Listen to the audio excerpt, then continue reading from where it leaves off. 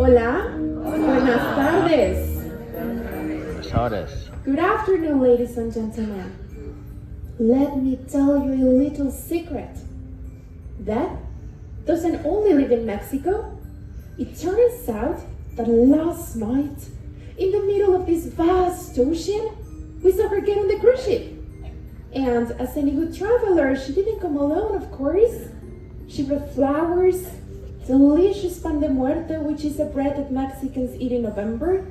And guys, she even brought a shot of tequila for the captain. But don't worry, Dad is not taking anyone with her. She just came because she wants to dance and learn how we celebrate here on Zaandam. Ladies and gentlemen, my name is Elena Garnica. I'm part of the Mexican ambassadors by Almoviva. And today I'm going to tell you everything about this wonderful Mexican tradition, Day of the Dead, or as we call it in Mexico, Dia de los Muertos. It has always been my favorite Mexican tradition and holiday. It is colorful, it is meaningful, it has centuries of tradition behind it, and it became even more important to me 2 years ago when unfortunately my mom passed away. So stay here with me so you learn more about this wonderful celebration. A lot of people think the Day of the Dead is a Mexican Halloween. Well, spoiler alert, it is not. And Day of the Dead is not just one night of celebration. It is a journey. It is a procession of memories and love that unfold over several days. Unofficially, Day of the Dead starts on October 27th. And I say that it's unofficial because it has been adopted in the last couple of years by many families in Mexico. And during this day, families that lost an animal, a pet, they honor those animals' lives. They build altars, including the photo of the pet, their favorite toys, their favorite tricks, of course adding miracle flowers and candles, and they remember the life that they had with those pets. Then, on November 1st, is the Day of the Little Angels. And this day, the families that lost a child honor their lives and they just gather together. They build altars as well, including the photo, sugar skulls, flowers, candles. But they also share the memories that they had with the little kids. And it's just a time to remember all those sweet angels. And of course they do a little bit of crying, maybe a little bit of praying, but they also honor those people's lives. Then finally on November 2nd, the celebration shifts, and it is the day in which we honor and remember all the adults that have passed away.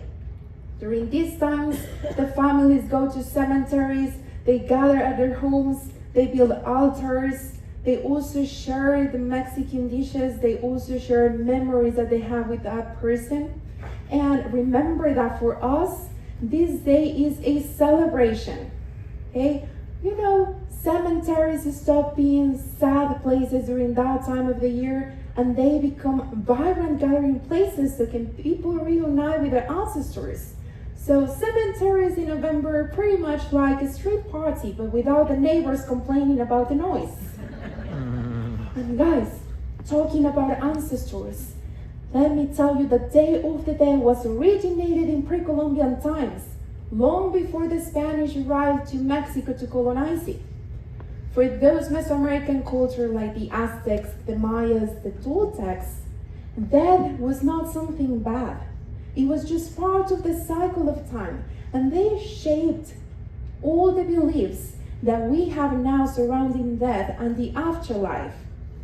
For them, mourning death was disrespectful. Actually, they thought that the job of the soul or the spirit would be to protect the house and the family, and that's why in some cultures they would bury them under their houses.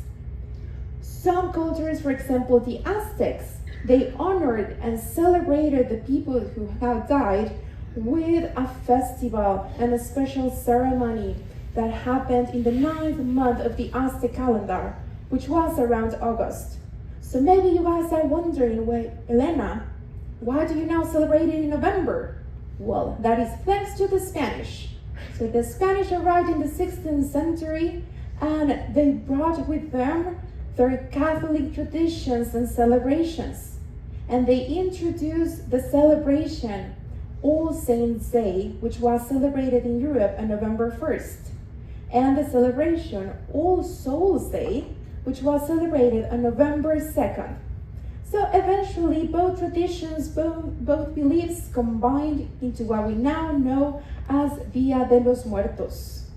But it is important to keep in mind that everything that we know about this tradition and about the origin of this celebration was told by the Spanish after the conquest.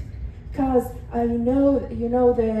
the people who make like deeper research of this have found that yes, the Aztecs, the Mayas, the Toltecs, and all these Mesoamerican cultures also practice this type of celebration. But most of the story that we know was told by the Spanish. So I already told you that the Spanish arrived to Mexico. And there's always this doubt on whether the pre-Hispanic origins are true or not, on whether this is a Mexican celebration or a European tradition. Some researchers claim that this is an entirely European celebration, but that they wanted to have a pre-Hispanic meaning.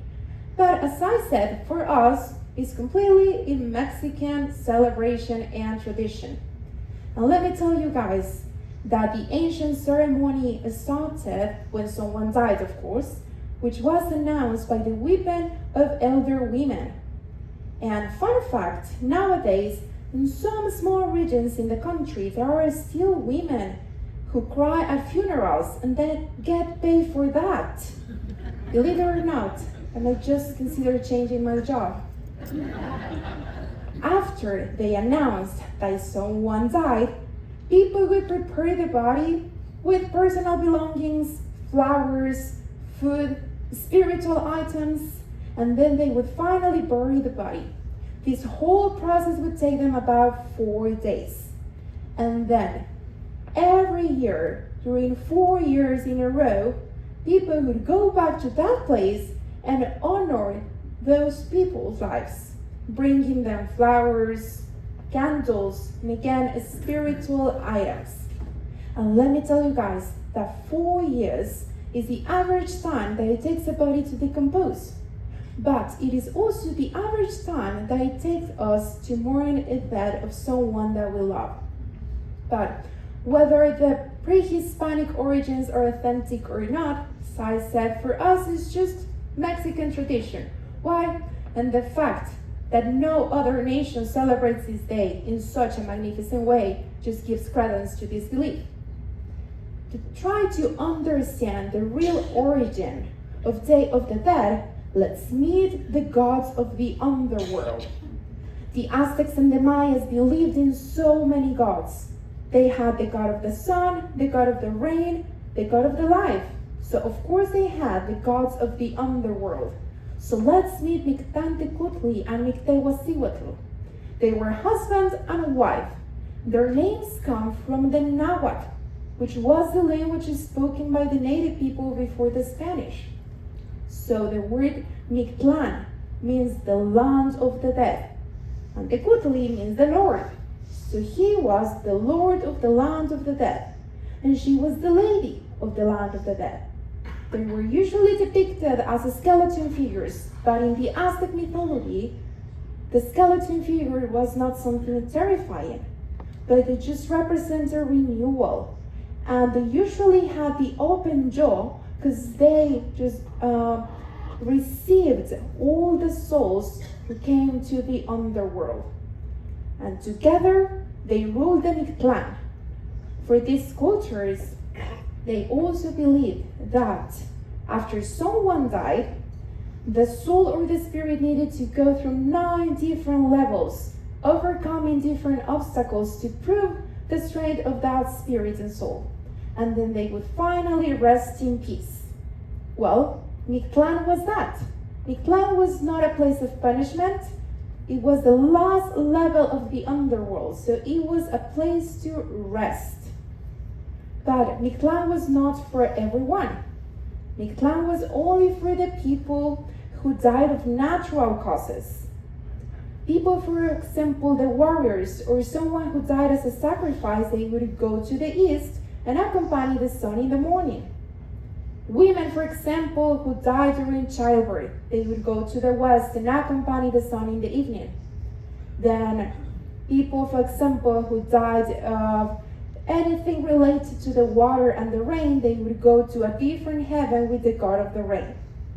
Unfortunately, when the Spanish arrived to Mexico, they misunderstood everything about the pre-Hispanic traditions and beliefs.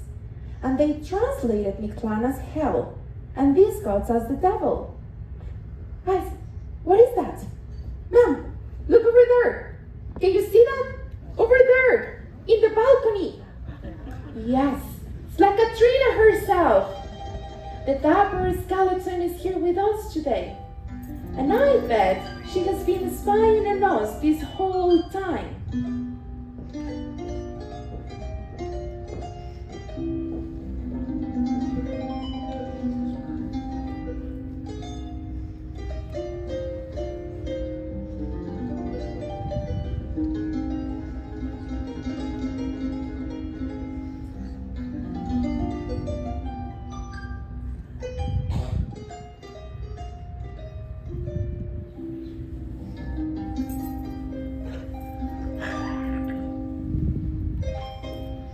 Our ancestors saw life and death as an eternal dance, a choreography where light and shadow intertwine. And today, with every movement, we honor the spirits who came before us, the ones who walked this earth and that now guide us from beyond.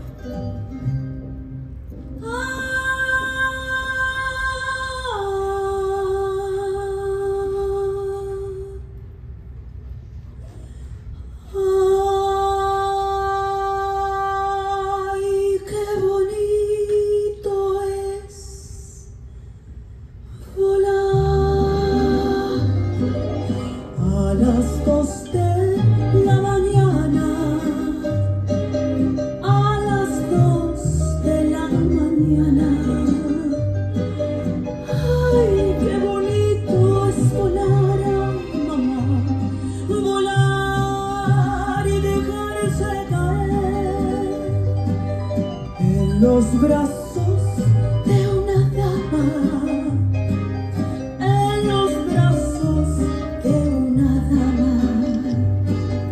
Ay, qué bonito es volar, ay mamá. Me agarra la bruja, me llena de flores, me vuelve racimo de muchos colores. Me agarra la bruja, el pañuelo, me cura de todo lo ajeno. Ay, dígame y dígame y dígame usted, ¿cuántas criaturitas se ha chupado usted? Ninguna, ninguna, ninguna, lo sé, ando en pretensiones de chuparme a usted.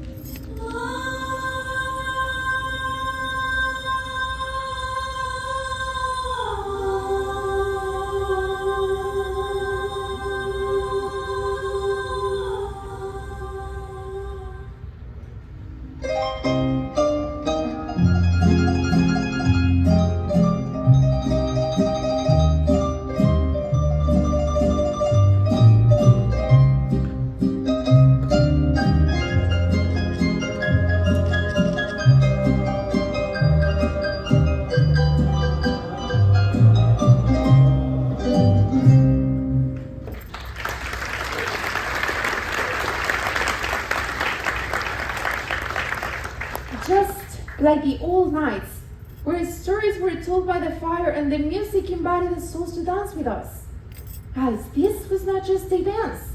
It was a ritual, a remembrance, and a celebration of the life cycle that binds us all. In the early 20th century, an illustrator called Jose Guadalupe Posada gave us what we now know as La Catrina, a skeleton figure dressed up as a high society lady. And he gave us that drawing to remind us that, in the end, we're just equal in the face of death.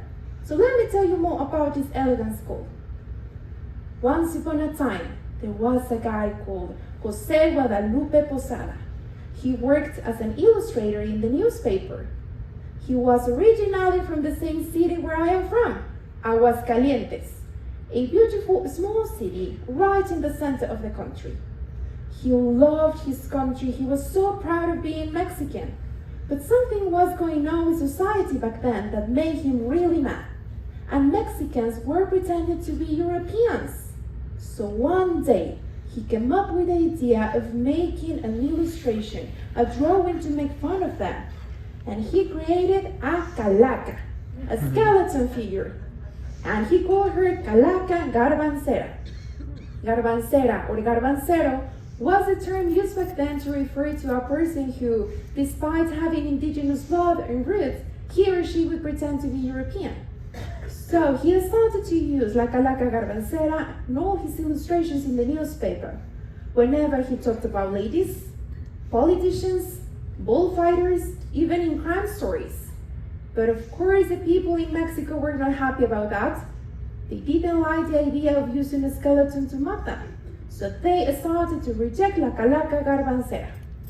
And poor Calaca, as the year passed by, and Jose Guadalupe Posada died, everyone in Mexico started to forget about her.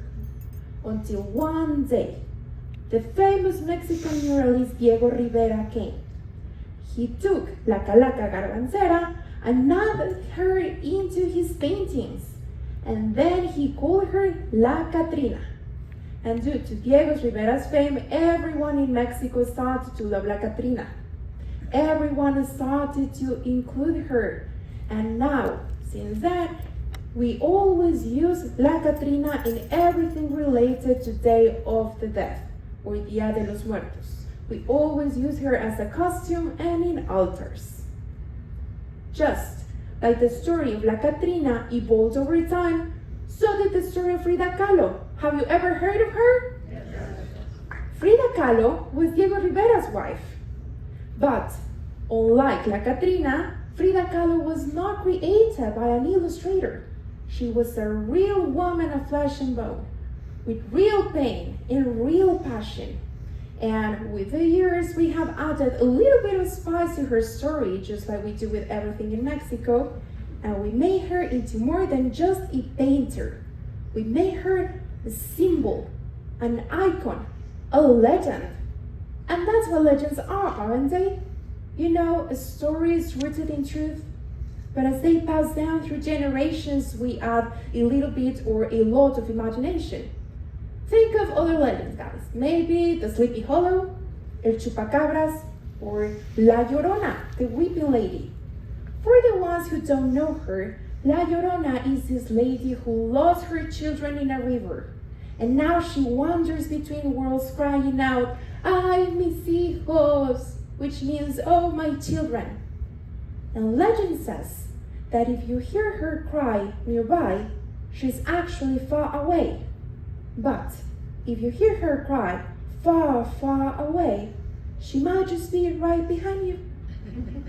But don't be afraid, my friends. Some people say that the relation between Frida Kahlo and La Llorona is not historical but spiritual. One real, one legendary, but both women and both wanted. They just transformed their painting into different things. Frida Kahlo, for example, transformed her painting to art. She painted about her love for Diego Rivera, about her Mexican pride and her Mexican roots, but she also painted about her surgeries, her miscarriages, and her pain.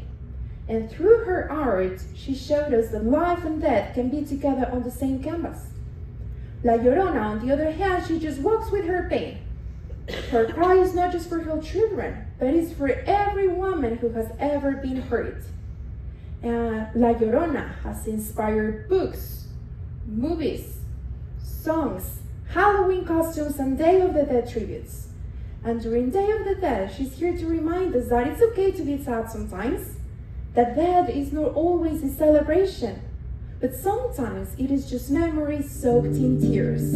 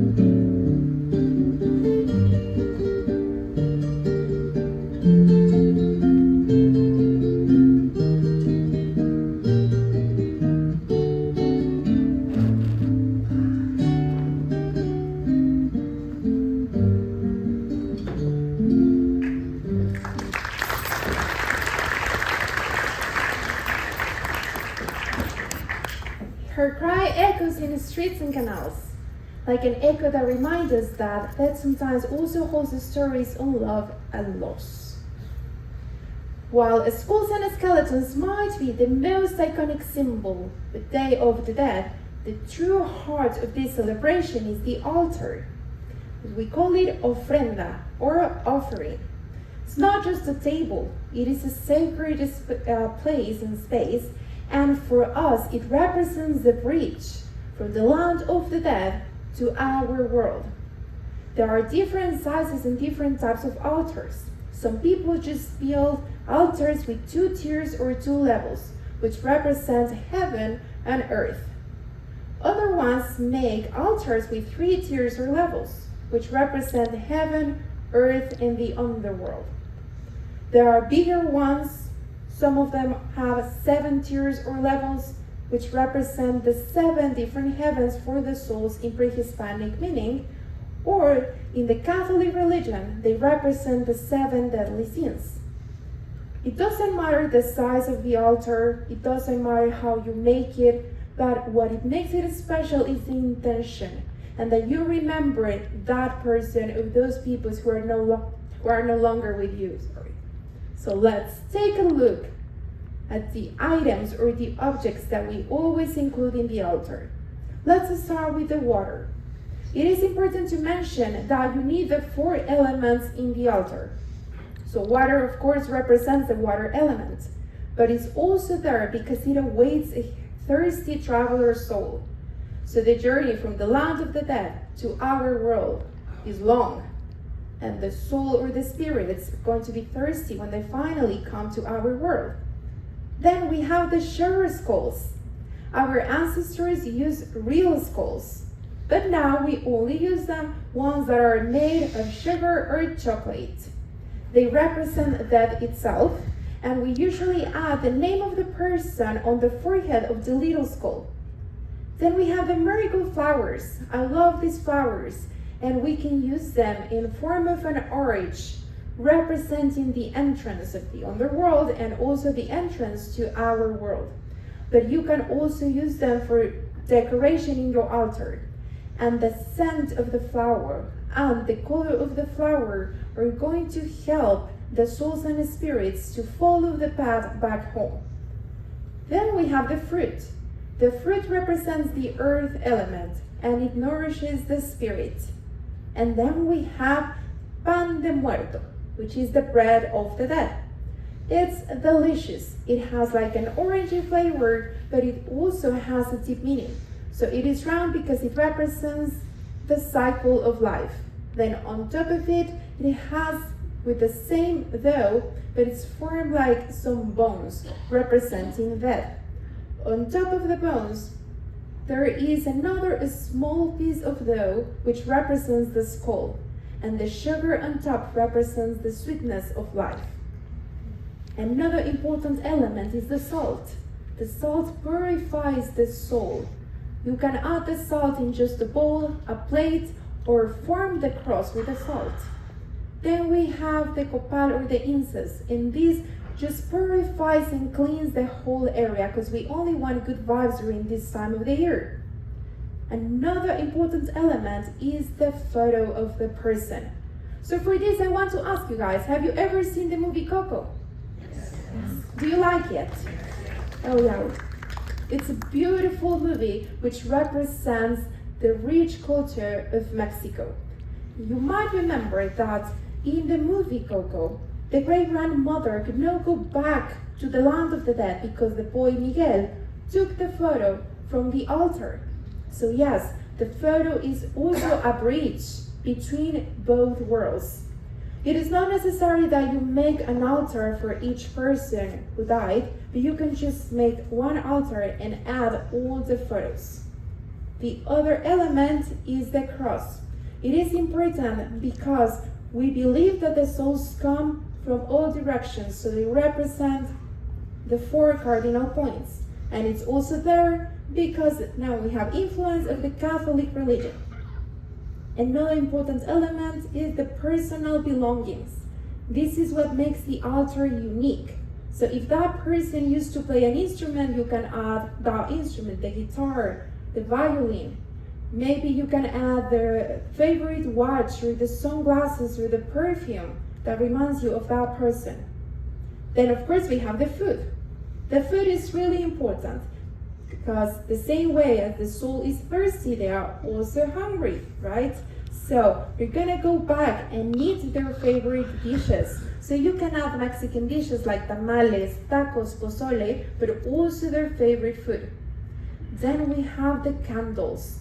The candles represent the fire elements in the altar, but they are also there because the same as the flowers, the light helps the spirits and the souls to follow the path to our world. And last but not least, we have the papel picado. Papel picado is the paper, and we usually add it in banners. So the papel picado represents the wind element in the altar. We add it because it's colorful, it's pretty, but also it has a deep meaning. So our ancestors, the Aztecs, used, of course, other type of paper and other tools like knives or rocks, and they represented just spiritual things or things that were happening in their culture back then. When the Spanish arrived to Mexico, they introduced different techniques and the color paper. So also the papel picado is a combination of both. You can add different items, different objects in the altar. As I previously said, this is just the intention. And even when we have some similar ways of celebrating this day across the country, each town, each city, each state has its unique traditions. And I think that is why, or this is one of the reasons why this celebration is just so amazing. So let's talk about some of the states in the country. So let's start with Puebla. Puebla is really famous because here they add big altars and they pretend that the people who have died were saints. That's why they add a lot of candles, a lot of flowers, but they also have like a deep meaning with the Catholic religion, and that's why they add also a lot of crosses. Now let's continue with Mexico City. Well, Mexico City is the capital of the country, as you already know. So of course here you have a lot of things to do since late October and early November. There is a place in Mexico City that is called Xochimilco. Here they make a representation of the legend La Llorona, the weeping lady, the one I told you about. Another interesting thing in the city is the Alebrijes parade. Do you know what an alebrije is? Maybe you have the idea. Well, it is just like a colorful creature like the one that you can see on the picture. But let me tell you why alebrijes exist in Mexico. Legend says that in the 1930s, a guy called Pedro Linares, just a regular guy, who was sick, and then he had a dream. In that dream, he saw different creatures, like different animals combined together. Maybe like a horse with wings as a bird and a tail as a dog. And they were really colorful. And he said that in that dream, he heard them calling each other alebrije. So then he woke up, he told his dream to his family and friends, and he started to make small alebrijes out of paper. Eventually, the alebrijes became really popular, and you can find them now everywhere in Mexico. But we also believe that each of us has an alebrije, and it's going to be kind of like our guide and protector when we die. And the alebrije is going to be with us to the 9 levels of the underworld until we get to the last level. And the alebrije is going to stay with us in the land of the dead. Once again, talking about the movie Coco. Maybe you remember that the boy Miguel has a dog in real life, in the real world. And when he goes to the land of the dead, the dog goes with him. But it's just not a regular dog. It can fly, and it's also colorful. So that is an alebrije. And you can see a beautiful alebrije parade in Mexico City. Now let's talk about Oaxaca. Oaxaca is famous for its comparsas. The comparsas is just like a street parade full of music, flowers, food, and people dancing there. But it's also famous for the monumental carpets, like the ones that you can see on screen. The monumental carpets are just like pictures made on the floor with different materials. Of course, with pictures representing that. Then we have Aguascalientes, my hometown. Here is where La Catrina was invented. So of course everything in the city is related to La Catrina and to Jose Guadalupe Posada. We have a big school festival, we also have school parades, and everything is so pretty. People go to cemeteries, and we also paint our faces or we dress up as Catrinas. Then we have Pátzcuaro. Pátzcuaro is probably the most famous place in Mexico during Day of the Dead. People from all over the country and also from all over the world could go and celebrate Day of the Dead in Pátzcuaro. Why is it so special, so important? Well, because in Pátzcuaro there is a lake. It's called the Janitzio Lake. So fishermen could go there, light all the lake with candles. And when they start moving their nets, they make the illusion of souls dancing in the water. Also there in Pátzcuaro, it is so popular to go to cemeteries, but they just don't go there and pray, but they stay there the whole night. They light up all the cemeteries with a lot of candles, of course marigold flowers, but they also bring music there. So if you go to Pátzcuaro and you go to cemeteries, you can listen to the banda norteño mariachi. Remember, this is a celebration. Now, let's talk about this unique way of celebrating. I'm not saying that everyone in Campeche celebrates this way, but a region in Campeche celebrates with the Festival Chopac. And here, during that time of the year, they clean the bones with brushes and clothes. The first time that they do the cleaning is 3 years after the person died, and then they would do it every year. A lot of people go there to cemeteries and do that. They also clean the boxes. Sometimes they change the cloth that is covering the box. But also, sometimes other families just hire someone to make that tradition for them.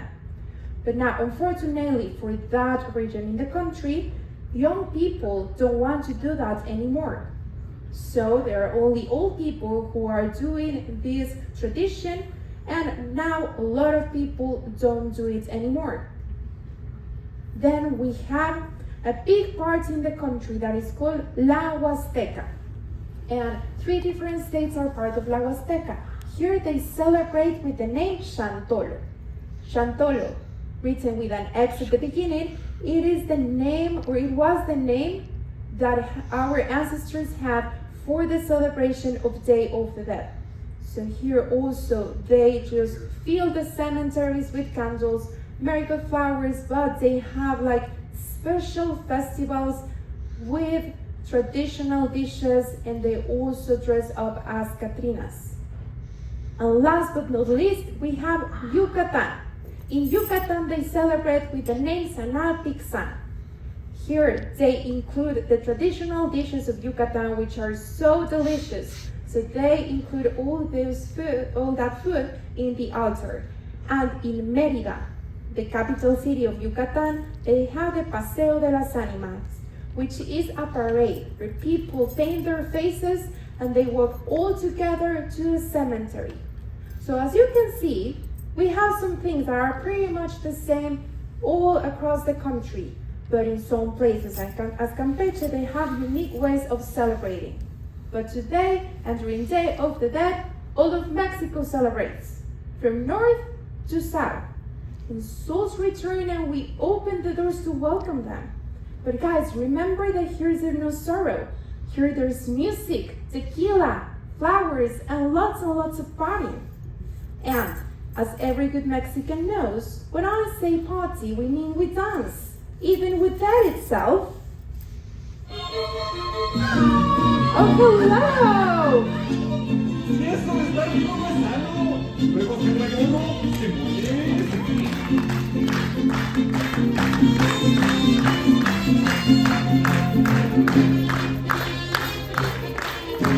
Hoy es el día de muertos y vengo a la pachanga, al son de los mariachis, bonito con brinanga, con flores en pasucho y papel y caldera, adornan las ofrendas con las que me celebran. Yo ya estoy muerto, no muerto, me tengo letras y tengo suela y pago impuestos.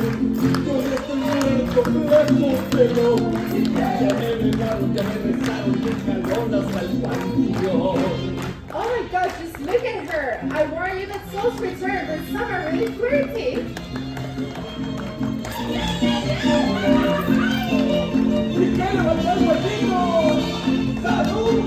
Sir, if la Catrina meets an attitude, don't worry. She just wants you to ask her to dance. Oh, it's not for me. Gracias. Hoy es el día de muertos y bailan las galaxias, las altas, las chaparras, las bodas, las flacas que siguen capturados, tamales y teleras, que haciendo calavera me echan la ofrenda entera. Yo ya estoy muerto, bien morido, desde mi tumba sigo cantándoles mi corrido. Yo ya estoy muerto, descanso en paz, que me hacen todos los días de muertos, que me vengo a festejar.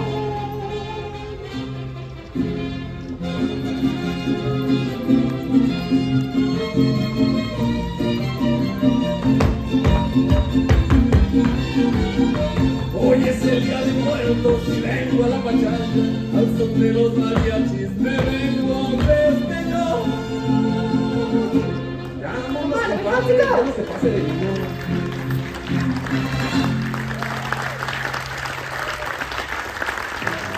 And so, with music, tequila, and smiles, we celebrate the life is short. And the best thing that we can do is just to fill it with moments like this. So ladies and gentlemen, thank you so much for being here with us today. Thank you, Holland America, for having us, and the whole entire technical team. We couldn't do it without you. I guess, señorita, it's just time to go. Come. For the record, she's not taking me with her. I'm taking her with me. Let's go!